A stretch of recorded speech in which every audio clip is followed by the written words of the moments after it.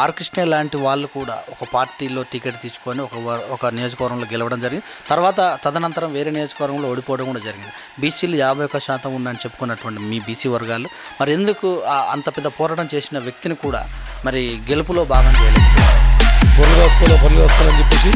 కాకపోతే వారు గౌరవ ముఖ్యమంత్రి గారు ఏం చెప్పారంటే ఈ యొక్క అందరూ నౌకరంటే ఏడికలు దొరకదు కదా, మీరు చదువుకున్న తర్వాత వ్యాపారంలో పైకి రావాలనే ఉద్దేశంతో గొర్రెలు పెంచండి. ఆ గొర్రెలు పెంచేసి ఆ గొర్రెల కోసం ఏదో మీకు సబ్సిడీ కూడా ఇస్తున్నాను, అదే కాకుండా గుట్ల చెట్ల పున్న కాకుండా షెడ్లు వేయండి, ఒక ఫామ్ పెట్టండి, షిప్ ఫామ్ పెట్టేసి ఈ గొర్రెలను పెంచుకుంటూ మీరు మీట్ ప్రాసెస్ యూనిట్ పెట్టుకోండి, దాన్ని కూడా సబ్సిడీ ఇస్తానని చెప్పడం జరిగింది.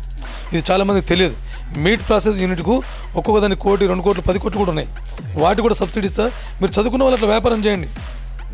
మెయిన్ కూడా కాన్సెప్ట్ ఏం చెప్పారంటే గొర్రెలు కాసుకున్నవాడు కట్టె పట్టుకొని గుట్టలు చెట్లు తిరగలేదు, గొర్రెల కాటికి కారేసుకొని పోవాలనేది, అట్లాంటి రోజులు రావాలనేది నేను గతంలో ముఖ్యమంత్రి సమావేశంలో కానీ మరి అదేవిధంగా తలసాని మంత్రి గారు శ్రీనివాస గారు ఏర్పాటు చేసిన సమావేశంలో కూడా మాట్లాడారు. కానీ ఇంకా కూడా బీసీలలో ఉన్న వాళ్ళు చాలామంది సర్పంచ్ పదవులు కూడా పొందని వాళ్ళు.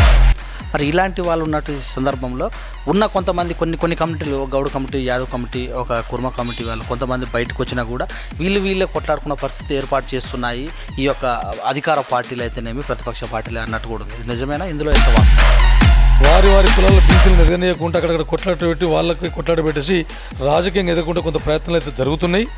కానీ మనం ఎడ్యుకేటెడ్ కావాలి. ఏకైక నాయకుడు నందమూరి తారక రామారావు గారు, వారు చాలామంది వారి పీరియడ్లో దేవేంద్ర గౌడ్ కానీ అట్లాంటి వాళ్ళు చాలామంది, తలసాని శ్రీనివాస కానీ వీళ్ళందరూ కూడా తెలుగుదేశం పార్టీ నుంచి వెళ్ళి బీసీలకు అవకాశం కల్పించాడు. యనమల రామకృష్ణుడు ఇట్లా మంది చాలామందికి అవకాశం కల్పించి రాజకీయంగా తీసుకొచ్చిన వ్యక్తి.